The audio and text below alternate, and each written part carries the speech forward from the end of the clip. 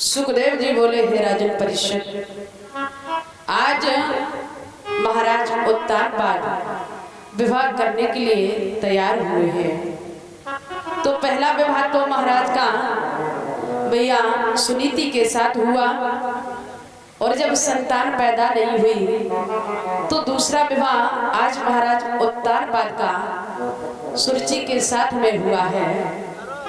बड़े विधि विधान से विवाह हुआ।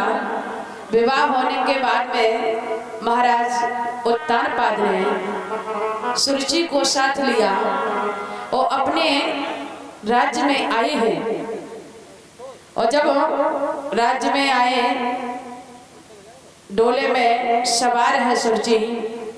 बताया है कि जब माँ सुनीति को पता चला कि हमारी छोटी बहन का डोला दरवाजे आ चुका है, तो आज मैया सुनीति ने बांदी को भेजा और कहा है, जाओ हमारी छोटी बहन का डोला आदर सत्कार से महलों में लेके आओ। बांदी चली है। बांदी ने जाते ही जाते कहा, महारानी, अरे दासी का प्रणाम स्वीकार हो। और जैसे ही सुरुचि ने बांदी को देखा, सुरुचि पूछने लगी, कहिए बांदी, क्या काम है? बांदी कहने लगी, अरे महारानी, आपको इसी वक्त बड़ी रानी ने महलों में याद किया है, आपको चलना पड़ेगा। सुरुचि ने जैसे ही सुना बड़ी रानी ने याद किया, इसका मतलब इस घर में, इस महल में हमारी सौतवी है। सुरुचि कहने लगी, सुनो बांदी, हम डोला से तो नीचे नहीं आएंगे, लेकिन तुम हमारा एक काम करो। बांदी बोली, क्या? कि जाओ इसी वक्त चली जाओ, महाराज के पास चली जाओ और जाकर के कह देना कि उनको छोटी रानी सुरुचि ने याद किया है।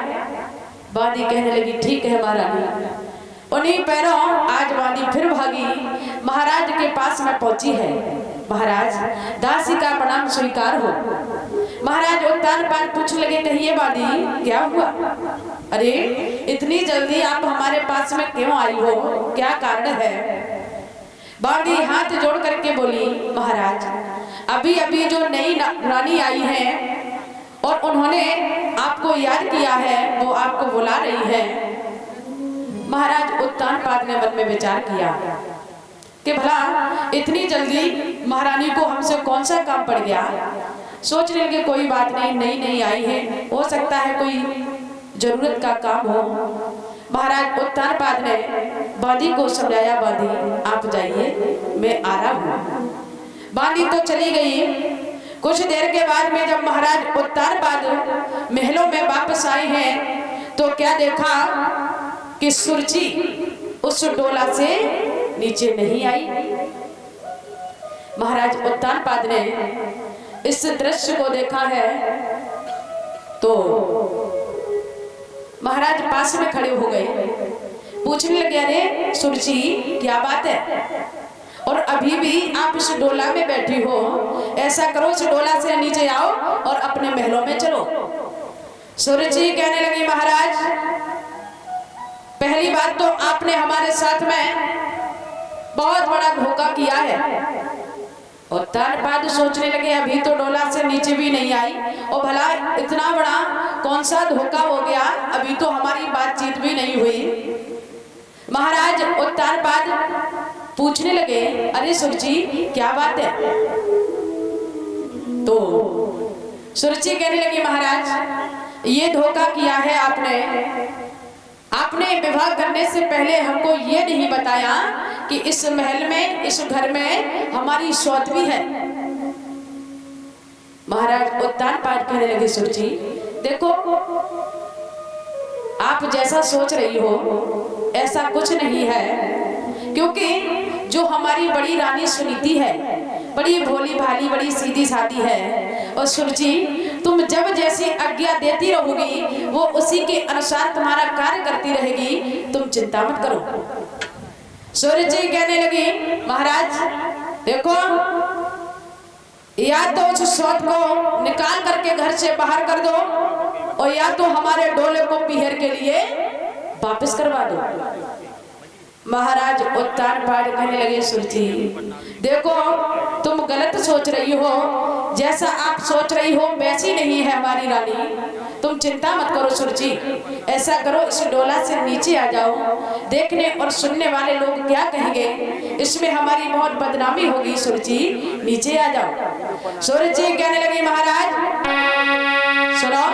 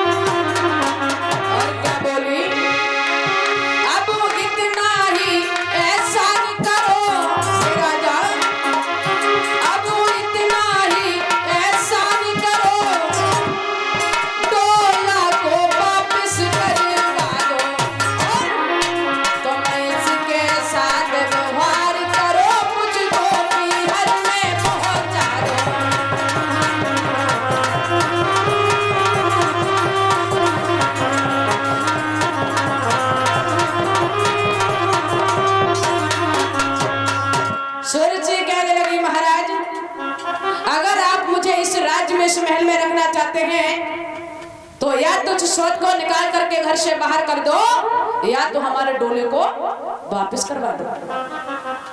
महाराज उत्तान पाद पास में खड़े हैं। जब ये बात मैया सुनीति को मालूम पड़ी है कि हमारी छोटी बहन डोला से नीचे नहीं आ रही है, तो आज मैया सुनीति स्वयं दरवाजे पहुंची और हाथ जोड़ करके बोली, बहन अरे हमसे क्या भूल हो गई बहन, मुझे क्षमा कर दो, यदि हमसे कोई गलती हो गई है तो बहन मैं माफी मांगती हूँ, मुझे माफ कर दो। और जैसे ही सुनीति को देखा सुरुचि ने, तो सुरुचि को ऐसा मालूम पड़ा कि हजारों बिच्छुओं ने एक साथ डंक मार दियो हो और चल के खड़ी हो गई, इसका मतलब तू ही हमारी सोच है। सुनीति कहने लगी, अरे बहन अभी तो मैंने आपसे कुछ कहा भी नहीं, इतनी नाराज क्यों हो रही हो। सुरुचि कहने लगी, ऐसा कर, यदि तेरा इस महल में इस राज्य में रहते रहते तेरा मन भर गया हो तो आज ही इस महल को त्याग दे, और नहीं तो हमारे डोले को वापस करवा दे। सुनीति मैया हाथ जोड़ करके खड़ी हुई, आंखों में आंसू आ गए और कहने लगी, बहना आप जैसा सोच रही हो बहन, ऐसी कोई बात नहीं है। आज तक मैं इस महल में रानी बन करके रही हूँ, लेकिन बहन आज से मैं रानी नहीं तुम्हारी दासी बन करके रहूंगी। तुम जब जैसी आज्ञा दोगी उसी के अनुसार तुम्हारा कार्य करती रहूंगी। लेकिन बहन मुझे इस महल से दूर मत करो, पति के चरणों से दूर मत करो। और सुनीति आंखों में आंसू आ गए और क्या बोली है, बहना इस डोला से नीचे आ जाओ, हमारे महाराज की बड़ी